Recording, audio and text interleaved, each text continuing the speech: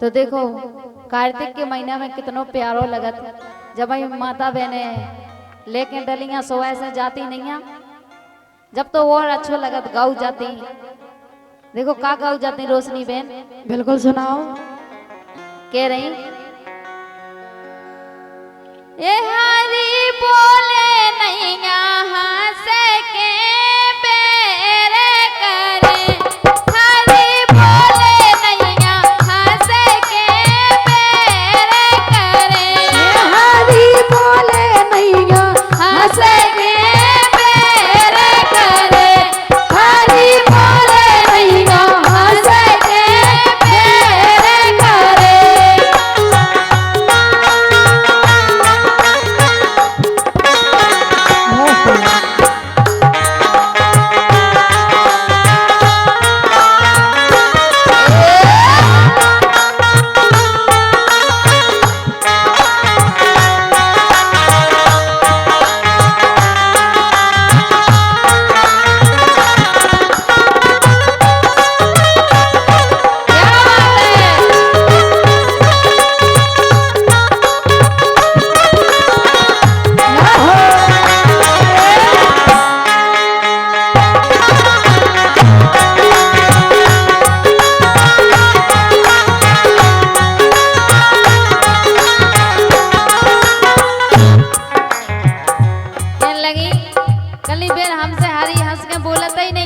अच्छा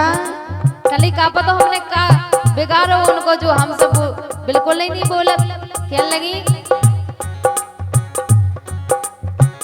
ए हरी बोले नैया हंस के पैर करे हरी बोले नैया हंस के पैर करे हरी बोले नैया हंस के पैर करे।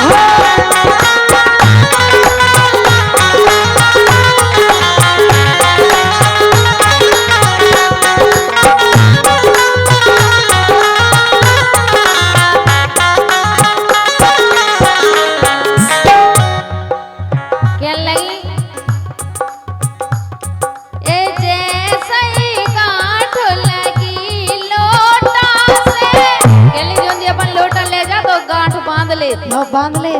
तो कह रही हाँ ए जैसे ही गांठ लगी लोटा से सकी लगी लोटा से उसे ही गांठ लगी हो हरी तुम से लगी हो हरी तुम से प्यार करे हरी बोले नैया हंस के मेरे करे हरी बोले नैया हंस के मेरे करे